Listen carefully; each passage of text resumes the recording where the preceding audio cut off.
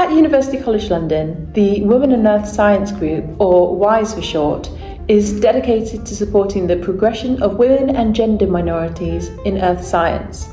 WISE highlights their achievements and creates opportunities to network and engage in cutting-edge research across diverse fields, from paleontology and volcanology to oceanography and mineral physics. Through seminars, forums, discussions and events, WISE fosters an inclusive and supportive environment, empowering the next generation of earth scientists. It was at a WISE event where I met Emma Sheldon, who graduated from UCL in 1994 with a master's in micropaleontology. When I was at primary school, I was lucky enough to have a teacher who encouraged us to collect rocks. And that was back in Manchester, and we had a shop called Manchester Minerals, and we used to make rock collections, and he taught us all about volcanoes, which of course was fascinating. So it started off with a rock collection as a child. When I was 14, my family moved up to Aberdeen, which was the oil capital of Europe. It's now known as the energy capital of Europe. And we had careers days at school when I was a teenager, and one that stood out for me was when we had representatives from the oil company, BP, come into school and tell us that women can work on oil rigs offshore in the North Sea now.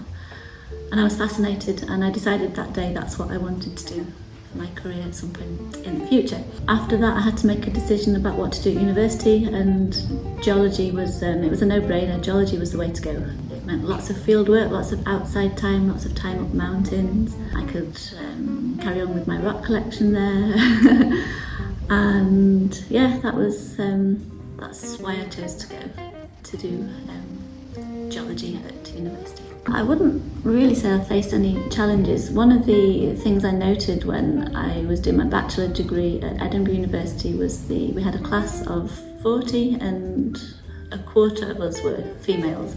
So there was a big domination of boys or men in that class.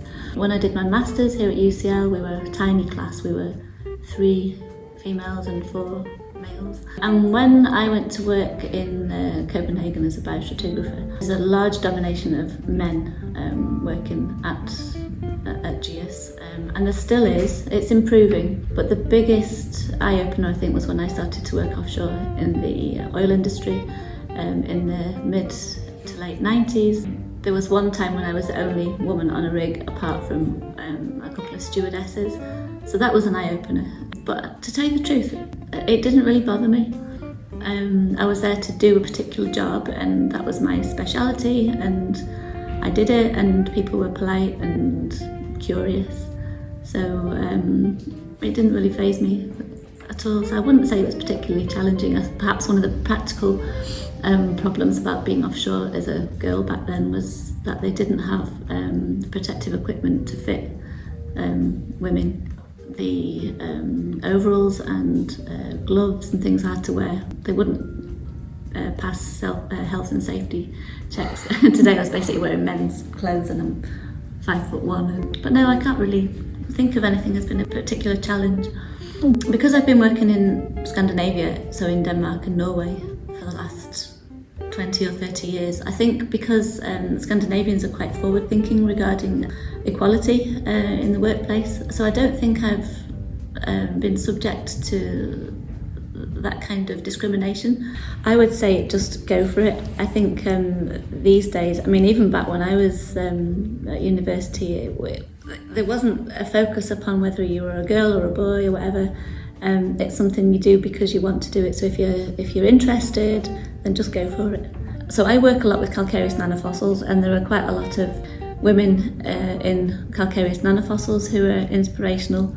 There's Katarina Perch-Nielsen. Jackie Lees was another one. She used to be here at UCL. Today, I think that there shouldn't be discrepancies about whether you're female or male. And back in the 90s when I did it, not many women did, but now it's seen as like a quite acceptable and normal way forward, and why not?